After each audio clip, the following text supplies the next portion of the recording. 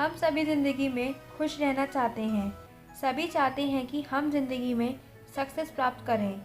But majority of us do not really know how we can live our life happily. कुछ research दिखाती हैं कि Japan में लगभग 73% लोग अपने जीवन से खुश हैं, जबकि इंडिया में यह परसेंटेज काफ़ी कम है। So the question arises, do Japanese have some sort of formula for that? Luckily, Japanese people have a proved formula called Ikigai. इस वीडियो में हम आसान भाषा में इकिगाई के बारे में समझेंगे।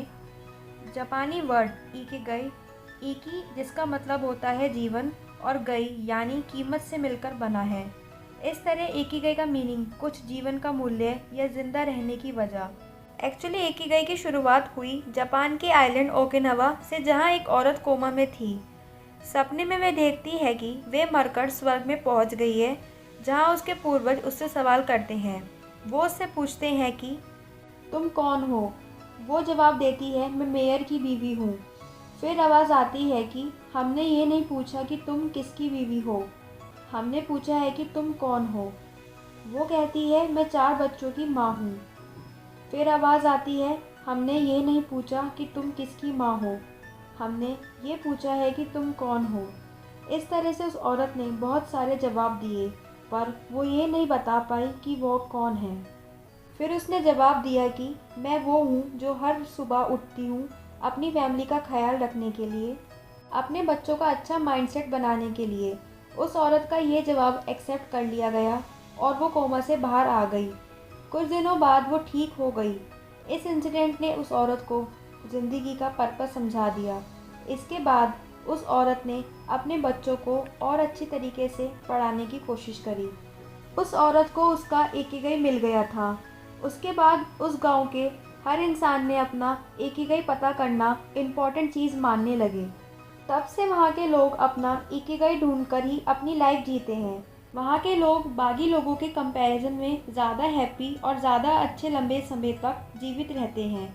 नाउ द क्वेश्चन अराइजेस कि ये इकिगाई कैसे पता किया जा सकता है। अपना इकिगाई पता करने के लिए आपको 4 कंपोनेंट्स को चेक करना पड़ेगा। These components are: first, something you love; second, what the world needs; third, what you are good at; fourth, what you can get paid for. इस जापानी फॉर्मूले के बारे में ख़ास बात यह है कि इस फॉर्मूले को देखकर आप डिसाइड कर सकते हैं कि आप लाइफ में कहाँ हैं और आपको क्या करने की ज़रूरत है। सपोज़ आपको ऐसा कुछ पता है कि जो आपको पसंद हो और जिसे आप करने में अच्छे हो, तो आपको आपका पैशन पता है। एस्पायरिंग क्रिकेटर्स और एस्पायरिंग सिंगर्स एक्सेट्रा सभी इसी कैटेगरी में आते हैं। लोग जो इस कैटेगरी में आते हैं उनके हैप्पी न रहने का मेन रीज़न होता है कि उन्हें सफिशिएंट पैसा नहीं मिल रहा होता है। अगर आप इस कैटेगरी में हैं तो आपको खुद का एडवर्टाइज करने पर फोकस करना चाहिए। अगर आपको वह पता है कि जो आपको पसंद हो और जिसकी वर्ल्ड को भी ज़रूरत हो, तो आपको आपका मिशन पता है। If you are in this category, you need to figure out how to get better at this craft. इसी तरह, if you know something for which you can get paid and also you are good at, इस category में आपके happy न रहने का reason ये है कि आप ऐसा काम कर रहे हैं जो आपको पसंद नहीं है। अगर आप इस कैटेगरी में हैं तो आपको वह पता करना पड़ेगा जो आपको करने में मज़ा भी आए। अगर आपको ऐसा कुछ आता है जो आपको अच्छा पैसा भी दिलाता हो और जिसकी वर्ल्ड को भी ज़रूरत हो, then it's something which is called vocation.